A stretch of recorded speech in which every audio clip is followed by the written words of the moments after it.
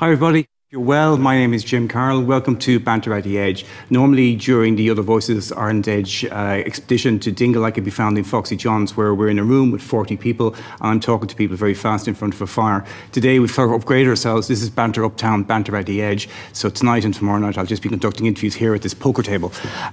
Tonight's our guest is this amazing woman. Her name is Rhiannon Giddens, and I'm just going to read basically, Rhiannon, what you said on the Facebook post about yourself. I started singing at an ungodly age, standing in my crib and warbling at passing family members. I didn't really think of it as a career until I went to the School of Science and Math and realised I never want to do an algorithm. So you went to the Oberlin Conservatory and you did the whole opera recital thing, and then you burned out and discovered the banjo. The rest is history. That's a pretty good opening statement. Can we start with the banjo? I love to start with the banjo. Tell us about your love affair with the banjo. Well, I mean, I had been surrounded by the sounds of the banjo since I was a kid, but it was like the bluegrass, kind of side of it, or the sort of Pete Seeger folky kind of side. And it wasn't until I was an adult, had come back from college, that I discovered the old time, sort of the older style, the clawhammer, what we would call clawhammer. And there was something in that sound that really attracted me, and it really just spoke to me. And then it wasn't until I was already hooked that I found out the true history of the banjo, which, I, along with many other Americans, sort of had this assumption that the banjo was a white, invented sort of mountain instrument only. And then I found that it was actually an African-American instrument invented by, descendants of Africans in the Caribbean, and my mind was blown. So it not only was a really important starting place for my journey within folk music, but it also has really kind of directed everything that I've done since then. Just the whole idea of something that was so obvious to me being completely wrong. Yeah. And kind of going, okay, what else is there that I don't know, Because there's a great quote you had where you said, there's so much things you're not taught about history at school. There's so much things you're not taught about history at college even. Yeah. That when you go on to discover it for yourself, you have a whole new appreciation of it. So tell us then about your, your journey with the banjo, because, at that stage, at some stage after that, you basically formed, you were kind of a co-founder of the Carolina Chocolate Drops. Well, that whole question of what else is there? What else don't I know? Kind of, comes out of that. And my fellow sort of adventurers that we formed the Carolina Chocolate Drops together, we were all kind of wanting to talk about this, and also what surrounded it, which is black string band music. So we were very fortunate to find a living proponent of black string band music from the earlier style, who was still alive and still playing in his 80s. He was 85, named Joe Thompson, and he lived in Mebane, North Carolina. And so the three of us would go down, and he played fiddle, and we would go down and play with him, and we'd play his tunes. And I didn't even know then how important that was going to be, but we just thought, oh man, this is a black elder in this tradition that we can learn from. It's not a record, it's a living tradition. And it had been passed down from his father and, sort of as an oral tradition.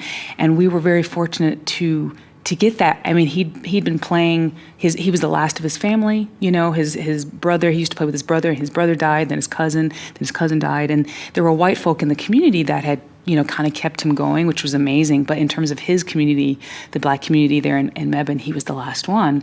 And in fact, the last one of any black community doing that music anywhere in the South that we know of. We don't know of anybody else who was around. He was just, it was an amazing kind of freak of the universe that his family continued playing this older music far past when other communities, it had completely died out. And they were the community musicians. They played for the white square dances and the black square dances, because, everybody used to do that. And so it was I can't really stress how important that was to be at the foundation of sort of my journey into this music. I mean, that's a serious link. And when you and the other musicians talked to Mr. Thompson, did he talk about, I suppose, the way the banjo had went from, from one side to the other, the way it went from being kind of this amazing African-American instrument to being taken over by, white people, by paddies, by everyone else?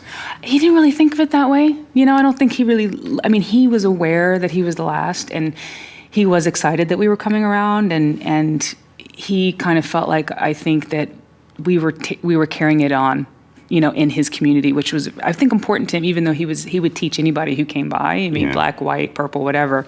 But for him, it was a family tradition. And I think because he doesn't have this sort of overall, he's just playing the music. Yeah. He grew up playing it. He was 5, when he started. And it's kind of like people like that are so in it. They're not really looking from out here, because he's still living in the same place he was born, you know what I mean? Yeah. In the same town, doing the same thing. And so it really takes our generation coming in and sort of being able to pull out and see that, but also having that connection of that tradition. So it was just, we were very, very fortunate. And then I found out later a man named John Sullivan wrote an article for the New Yorker, and he did the research that connected Joe Thompson's tradition all the way back to a man named Frank, Johnson, who bought himself out of slavery with his fiddle and created a string band out of his family that he also bought out of slavery. Yeah. And then he taught a guy who taught a guy who taught a guy who taught a guy who taught Joe, who taught us. And it's just like, to have that kind of connection, especially in a culture where those kind of connections are few and far between, like in terms of tangible things. Our families were torn apart so many times, and the records were so, it was that was an amazing moment to know that not only how important Joe was, but to know that we could even link it all the way back to the days of slavery. It was just incredible. I remember reading that John Jeremiah Sullivan piece in New Yorker, and I remember rereading it a few times because I was just trying to get my head around all the way he was pushing it back. And I'm someone who's not a musician and who's not from that community. So I can imagine for someone like you, as you get to dive into it, that becomes a touchstone. You're going back to again and again to you realizing the roots of where it's all coming from. Absolutely. I mean, it's research I've been doing anyway. So it connected all these dots. When you think about the banjo, like, banjo's invented, it's kind of an amalgam of different West African sort of lute systems, and it becomes the banjo in the Caribbean, and then it's brought up with African Americans, Afro-Caribbeans brought up into the United States. And then for many years it is known just as a black instrument. It's not until the 1820s and 30s that white performers start to take it up. And of course it's a part of blackface minstrelsy, which is one of the reasons why we can't talk about it, but we have to, because this is one of the ways that cultural transmission was happening. It was happening here, it was happening working class people together, it was happening on the boats and the waterways, Irish people, black people, it was just all of this mixing going on, and that was fueling what was happening in minstrelsy. But they took up the banjo, and then it became black instrument and a white instrument, but still as an emblem of black America at this point. And it's not until the early 1900s that it makes that switch. And this is the thing that has become essential to my work, is it's not that we left the banjo. See, people always ask me, why did black people stop playing it? Well, there's multiple reasons, but we all have to remember that it was also suppressed. That knowledge was erased. The idea of the black string band, which was once like this huge, it's like that forms the basis of like so much American music, completely taken out of the narrative. And it was done on purpose by white supremacists in the early 1900s. I mean, they weren't even hiding it. It's all there if you want to dig into it. And it's hard to read, but it's important because it's not enough to know, okay, this was, this fact is something we don't know. Why don't we know it? And who doesn't want us to know it? And so those further questions is what has driven me since the banjo. It's because it's like, as the more that I dig, the more that I find the division that's happening right now, it all has seeds in this earlier cultural segregation, which is exactly what happened. As soon as you have the advent of the recording industry, as soon as you have, these things going on, when stuff is being recorded, it's being remembered, and it has to be remembered a certain way, right? So people are saying, oh, this has to go in this box, this goes in this box. This is what happened back then, even though that's not true, because we have to have this ethnically pure sort of white imaginary thing, so there's all of these things going on that contribute to nowadays people are like, what? Yeah. Including myself. I didn't know either, and I was born and raised in North Carolina. I went to family reunions every year, 20 minutes away from where Joe Thompson lived, in the same town, just on the opposite side of the town. Didn't know he existed, So this is how history is hidden in plain sight.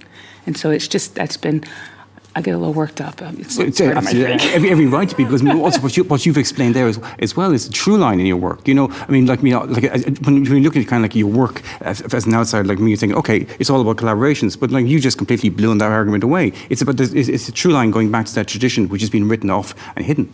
The thing is, like, what gets erased out of this when you take out, say, like a whole people, like African Americans, you take them out and you say, well, they did blues and they did spirituals, but they weren't involved in this. And it's like, well, when you take that out, you take out the most beautiful thing about what makes American music, actually not just American music, but any music around the world, is that it's always a product of cultural collaboration. You never have purity in anything, right? No tradition is pure. Absolutely, yeah. Right? Yeah. And so when it becomes something that everybody wants, it's because of those mixed elements that people didn't respond to. And the cross-cultural collaboration between working class people, that it's at the heart of American music, particularly, you know, of course there's a lot of English stuff in there, but particularly at a certain point, African Americans, Irish Americans, Jewish Americans, you have all of these really interesting and integral mixings of people who are on the same rung, right? This is the important thing. These people are in the same economic rung for a while. Doesn't last, right? Because the ticket out is to become white. And then you get on to the next rung. And then you are separated from those people that you were just with. But for a while, there is this incredible collaboration, because that's who you're living next to. That's who you can do business with, because these people are like looking down on you. So you're dealing with the people who are on the same level, and we have not looked at that nearly enough in terms of how that has created, you know, what became known around the world as American music, which is really global music, you know. But like this is, for me, is the sticking point, because like I'm mixed race. All sides of my family were working class, you know, black, white, and I have Native ancestry in there, and it's all from these rural parts of North Carolina. And I'm like, this is where the heart of this stuff is coming from, you know. But what they do is they go, well, y'all did this and y'all did that, and you didn't ever, you know, which is total BS, because as soon as people like see each other, they don't speak the same language, but they do, because they can pick, you know. So it's like that is contributing to this atmosphere of division, of like, we're like this and you guys are like that. And it's like, it's never been like that. It's always been people coming together. And the folks at the top are like, oh, if they realize that they outnumber us, we're in trouble. Exactly. So let's just, and music is where I can see it and where I can contribute to that. Yeah, and a lot of it comes down to what you said earlier on. You just mentioned in passing about the recording of it, and the documentation of it, and especially around the time you're talking about, the 1900s, 1910s. Who had the kind of control of the means of recording? Who had the control of the means of distribution? And in many ways, what I'm curious about as well is that I mean, in terms of your own career, you release records with the Chocolate Drops on None Such. You've done a couple of solo albums on None Such. These days, I can't keep up with the albums you're releasing. I mean, you're a one-woman sort of record label ecosystem, you know. But I'm kind of curious about that. Did you find as you were going on that you didn't need that ecosystem, and you also kind of felt, was it something you were kind of tapping into, that you were looking at the way the record label industry had used to work and kind of, that's not for me anymore? Yeah, I've never been into labels anyway, you know, but yeah, the more that I researched, you know, you get into the guys, the A&R people who created race records and hillbilly records. They just created stuff out of whole cloth to sell stuff. You know, so you also have capitalism. You have the unholy mixture of capitalism and colonialism and white supremacy, and it's an ugly mix, you know, and that's where you end up like cutting things to ribbons to make them fit into things. So I was never into it, and then the more I researched it, the madder I got, you know. And people are always like, well, what kind of music do you play? And I'm like, I've just stopped playing that game. I say American music. That's what I do. I might say roots music, acoustic music, but that's it, because ultimately, I mean, that was the point that I was trying to make with Tomorrow's My Turn, which was my first solo record I did with T-Bone Burnett. And all of those women, I mean, there are a lot of songs associated with some of my favorite women, but it's like Dolly Parton, it's like Geeshie Wiley, it's Nina Simone. It's, for me, people were like, oh, it's such variety. And I'm like, they all sound the same to me. It's all coming out of the same well. So that's what I try to do with my music, is just not pay any attention to that stuff. And I'm lucky enough that I have a label that is very supportive of the artist, you know, journey, not how can we sell this, you know. So I'm very fortunate, because there's not many of those, I'd say, out there, and None Such has been kind of unfailingly supportive of all of my, sort of mad starts, since the beginning. So I give them major props for that. Cool. I mean, one of the albums you released on None Such that I keep going back to and went back to an awful lot in the head of this was Freedom Highway. And just the songs on that, I mean, the songs hit me over the head in terms of just the musical side of it for a start. But then when I was diving into the lyrics and diving into the words, it made me want to find out more. When you're writing songs like that and you're kind of like, recording songs like that and putting them together, are you hit by the emotional welter of what you're talking about as well? I am, yeah. I have to those songs, especially some of the ones based on like slave narratives, which I had been holding on to. I'd written earlier and I held on to for that record. They really they come through me in a very sort of intense way. I don't really call myself a commercial songwriter. It's like I read about the stuff and I read about it and I read about it and I take it in, and then the song kind of comes out, and quite a few of those came out. And I remember I had just written, this was years ago, I had just written Julie, which is the first one that I wrote based on these narratives. And it's a conversation between an enslaved woman and the woman who thinks she owns her, right? So a mistress and the enslaved woman. And I was at a concert of Peggy Seeger's, actually, and got to hang out with her and stuff. And I was telling her about this work that I was doing, and she said, "Why don't you sing that tonight on my concert?" And I was like, "Really?" And so that was the first time I'd ever sung Julie in public, because I was doing chocolate drop stuff, and it was, dudes, and just kind of I wasn't in that space. And I cried at the end, and I never cried because when you've been through opera, like you learn how to hold it together, because you kind of have to. And I completely lost it at the end because of, I've never done that since, like that. But it was a powerful moment for me where I kind of realized I can tell a story with this music that's really important to me and really important to my ancestors, and that was a moment.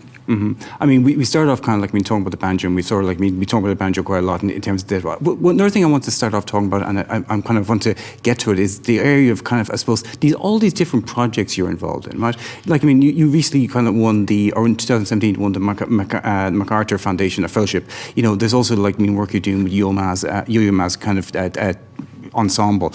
It just strikes me that you must have you must be really, really good when it comes to organising your calendar and organising your schedule, because there's a lot of collaborations on a whole lot of different planes. Obviously, in your mind, it's all leading into and it's all bleeding into one big narrative. But I'm just from an outsider looking on, how do you manage all these collaborations, and how do you decide when to say yes and when to say no? Oh, that if I had figured that out. You obviously have to some extent. Well, to some extent, I have a great team around me, and I'm learning to listen to them a little bit more as time passes. Important. It is important, and I do tend to say yes too much to the detriment of my personal sort of sanity. But I just feel such a responsibility to the platform that I have and to the ability that I have. When you're as stuck in history as I am, you realize how many people in the history of this planet have not had a life a fraction as easy as I've had it. You know what I mean? In terms of our technology and our, I had a fairly easy childhood, and I just think that, and then on top of that, cultural things about being African American and all of that, I just go, what am I doing if I'm not doing as much as I can every second of every day with, it's not like I'm not Beyonce. I don't have, millions of people at my feet, but I have a small and important, I think, platform to use. So that's what I try to do, is I use it. I mean, I'm not really watching much on Netflix, and I'm not really, this is kind of, it consumes me, I think, in a good way. I'm okay with that. I spent enough time when I was younger watching a bunch of stuff and had a nice time thinking about made-up people doing made-up things. But now I'm so focused on the history of it and what I can do, and I find such joy in making those connections in ways that are unexpected, or reaching across the genre divide, like with Amanda Palmer or Yo-Yo Ma, and finding all the commonalities, because ultimately it's the commonality of the human experience, whether in oppression or in rejoicing, that I'm interested in, and finding those connections, I think, is the way forward, because it's only when we realize how similar we are, even, we may express it differently, and that's diversity. But at the core, we are the same. We're all humans, and we're all going through the same thing. And the more that we realize that, the less those voices can tear us apart. And I'd like to think the less we will fight each other, And like I said, I'm just a banjo player who who does some things, and so I just do everything that I can to feed, I think, the positivity of that narrative. Yeah, that's the most self-deprecating comment you made all night. I'm just a banjo player. It's true. I want to talk a little bit before we finish about this MacArthur fellowship thing. The theatre maker Taylor Mack, he was a inductee the same year you was, and I think he said that one of the things it bought him, one of the things it meant for him was freedom. It meant basically like he suddenly could start saying no a bit more. He could start picking and choosing. Have you found basically that you were in a similar situation, or did you find you had a kind of wish list of projects you wanted to do that suddenly disenabled you to do, or was it something different? I had already said yes to these things, and I went, okay, great. Now I'm not going to kill myself, doing them. So it was kind of in that way. I had already agreed to do an opera. I had already agreed to do a ballet. I had already agreed to do things that aren't really super lucrative and take a long time. And so when that came in, for me, it was two things. That came in, and I was like, okay. I mean, I didn't tour much less because I feel a lot of responsibility to my crew and to my band, so I kept that on the road. But what it did for me was, allowed me to kind of go, okay, that wasn't stupid to take this this thing that I think is really important to do. But what it also did, because at that point I was really I've been trying to basically have a nonprofit career in a commercial setting, which is basically what I was trying to do. Yeah. And that's difficult because none of my songs are going to be on the radio. It's like I'm trying to do this thing with my music. And so when that came along, I was pretty tired, of trying to pay everybody's bills with slave songs. I was like, something's got to give, y'all. And then that came down, and I was like, okay, people are listening, they're hearing what I'm doing, and they're supporting it. And that gave me not only the financial juice, but also just the kind of, I'm being recognized for the work that I'm doing. I'm not just kind of doing it, and people are noticing, and they support that. So, okay, I'll keep going, Yeah. So it was a big thing. Yeah. One last question for me before you perform some songs for us in the evening. You were talking recently in some interview. You were talking about the effect of kind of COVID on your career in this year, and you were touring Australia when all hell broke loose, and that was the end of things. But you also talking, and you talked about it there as well, and it's something that I just want to kind of touch on, and it's the fact that you feel you're responsible for the people you work with. You feel you're responsible for that crew, and you've kind of looked after them along the way as well.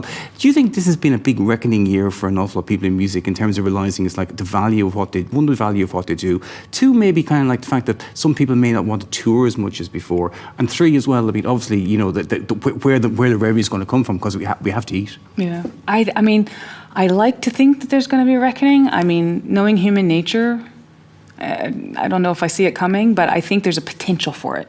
I think a lot of people have realized that the way that things are allocated is out of whack. That a few people at the top, it's just like every other industry, a few people at the top make all the money. And then there's this huge group of people here that are making some money.